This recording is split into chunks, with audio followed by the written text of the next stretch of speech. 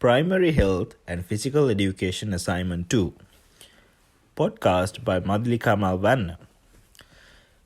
Can you give me a brief introduction to the K-6 PDHPE subject? Why is PDHPE a valuable curriculum area? Yes, so physical health and physical education is an important cognitive, emotional, and physical development of students. Through this curriculum area, students will learn to respond to complex, challenging, social, physical, and mental issues through such knowledge and skills expressed and taught through the New South Wales K-6 PDHP syllabus. Can you draw on the objectives and rationale to support your introduction? Yes, so in relation to the PDHP rationale of the New South Wales PDHP K-6 2018 syllabus, it states that through this KLA, students will develop the knowledge, skills, and understanding of vital aspects of real life and will enable them to become empowered, self-confident, and socially responsible citizens. Furthermore, PDHP allows students the space and collaborative skills to work with peers and embrace and practice their movement skills, in which in result will influence positive values, attitudes, and behaviors on students. The PDHP objectives, which are knowledge and understanding, skills and values and attitudes, demonstrates varied strategies that promote positive health practices, a sense of resilience, and will develop self-management skills that will hopefully influence the students to lead a healthy, active, and safe lives. Give me an explanation of the game sense approach. So, as per the Australian Sports Commission AIS 2022 states, game sense approach is mainly applied to modify game strategies and concepts to develop both skills and an understanding of the tactics of a game. As an educator, we can use the game sense approach to express differentiation in terms of sport and games. Through simple modifications, we are able to accommodate varying ability levels and therefore maximize inclusion within the game, as the Australian Sports Commission 2022 states. Moreover, Phil 2021 expresses that game sense approaches represent a shift from a behaviorist orientation to sport coaching, where the focus is on replicating the coach's instructions and demonstrations.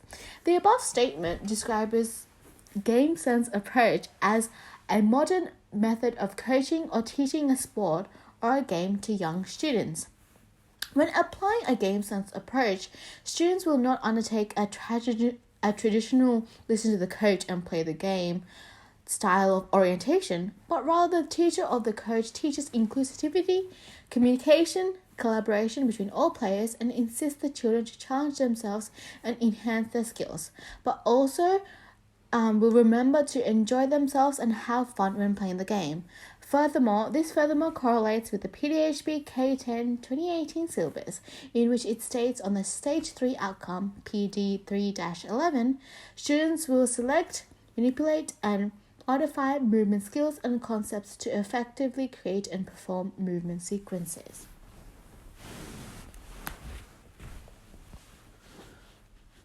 Can you give me your personal reflection for the 4 different tutorials?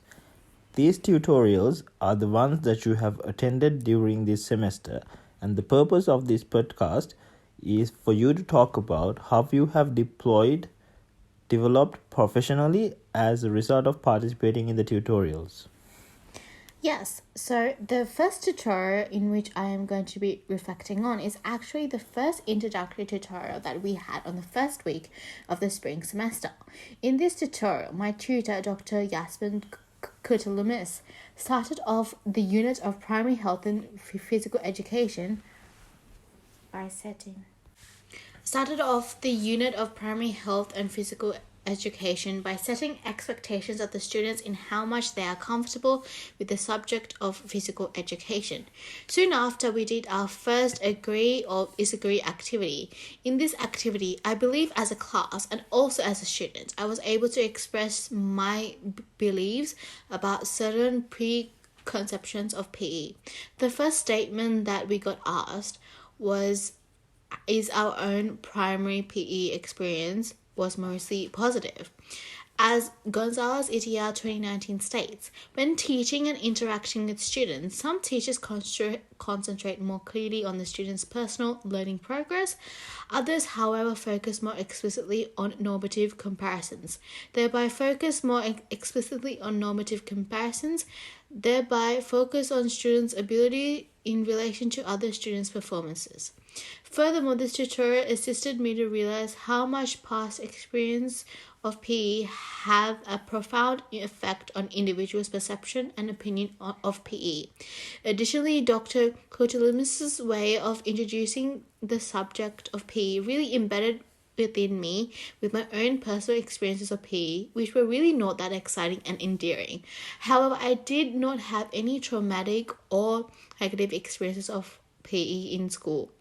Henceforth, the above stated quotation emphasizes the differing ways of delivering a physical education lesson, and if done correctly, as Dr.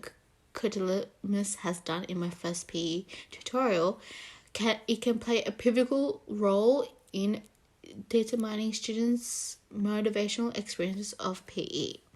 The second tutorial in which assisted me to develop professionally was my first AFL practical that we had in the primary health and physical education unit. From this practical experience, through the assistance of the AFL coaches, I have learned how to tackle the aspect of teaching a sport in a very tactical, effective, and enjoyable manner. As Casey and McPhail 2018 state, that learning is peripheral to the evolving community of physical education teachers early in the learning process. With the teacher being introduced to the support the community can provide, the learning trajectory intensifies with more entrusted activities, expecting to result in the teacher's eventful, full participation in the community of physical education teaching. The above quotation is vital for my reflection, as during this practical experience I learned not only how to play AFL, but I learned how to teach such important skills to primary school children in an effective and concise manner. Such skills were to pass an AFL ball to another player, to learn how to kick an AFL properly, and I also learned several exercises and games that I can use in my own PE lesson to get children comfortable with the sport of AFL. And henceforth, through differentiation of the practical activities, I can assist students to improve their basic skills to an amateur level and even excel them onto higher grades, such as school AFL championships. The third tutorial I found most effective was actually the last tutorial of my primary health and physical education unit, in which Dr. Koteloumis showed us various resources and methods of teaching that we were actually able to successfully implement in our classrooms.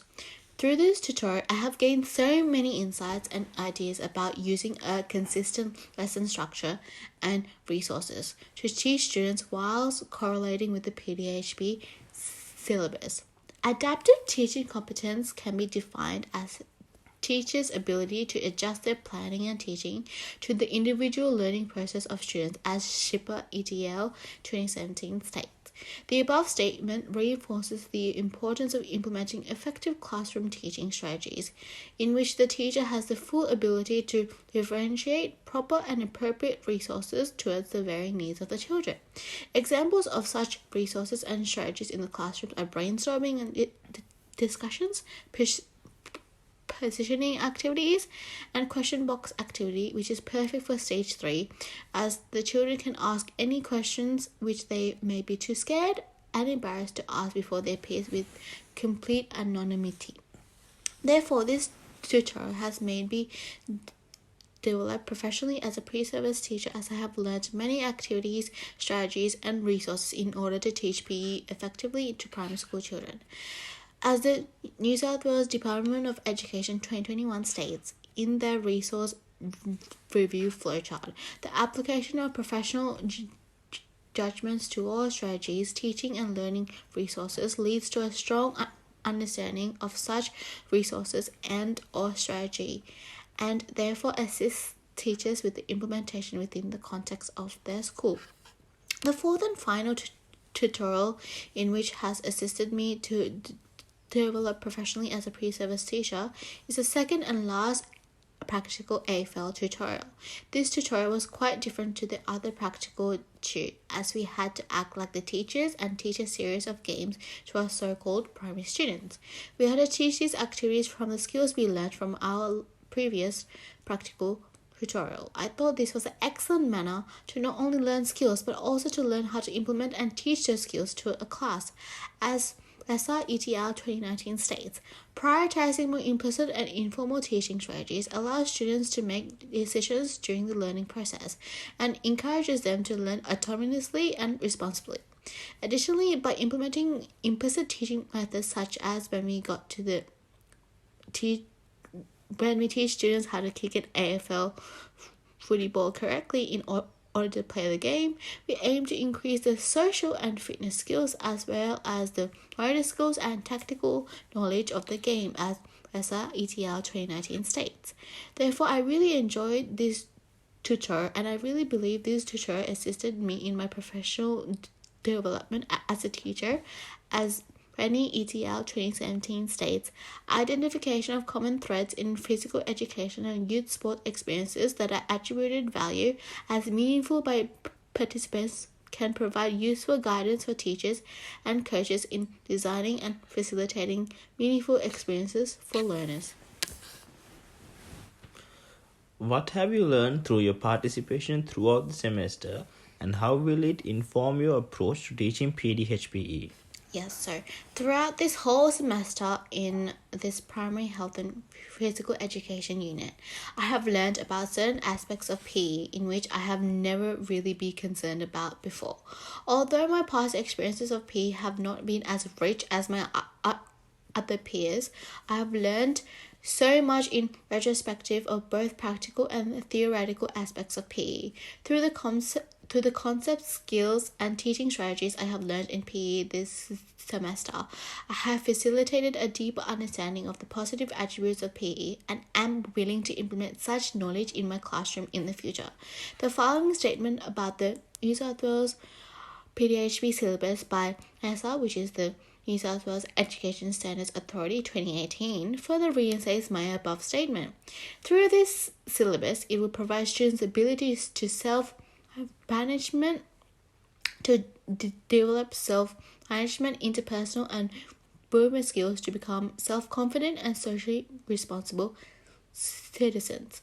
Furthermore, through correlation with the New South Wales PDHP syllabus, I believe it is not only students who gain a deeper understanding and interest of PE, but it is teachers as well. I believe if you enjoy a subject with a rich interest, you will be able to improve your approach to teaching and therefore give your students the best learning experience of PE, in which will not negatively affect them in their future lives. How did the learning activities relate to the subject content? In other words, key theories and content. Yes, so the many learning activities, both practical and theoretical, related to the PE subject content through the use of meta-language and the explicit teaching of language, which expands the teacher's repertoire by enabling them to communicate their ideas, to highlight the language used to construct knowledge and experience of PDHP, as Forey and Shung 2019 states. Key theories such as educative purpose, strength-based approach, value movements, health literacy and critical inquiry approach, and also a game sense approach guides teachers to focus on learning on explicit learning driven by the above content and theories as stated in Lecture 3 of the Primary Health and Physical Education Unit from Western Sydney University 2022. How do you feel about teaching PDHPE after studying this subject? So, In conclusion, before I started this particular unit, I had negative connotations about PDHP. However, from the first tutorial through the wonderful explicit teaching done by my tutor, Dr. Loomis, I have gained a deeper understanding of the importance and the most vitality of this subject. I understand now the knowledge I have consumed through my theoretical and practical truths about how important it is to teach a subject such as PE to young children, as it is only through this subject that they will learn about situations, concepts, and aspects which strongly is apparent in real life. As Gonzalez et al. 2019 states, in the context of PE, studies have demonstrated that students to have an autonomous motivation to PE through positive outcomes of their teaching experiences, such as enjoyment, inclusivity, and self-satisfaction.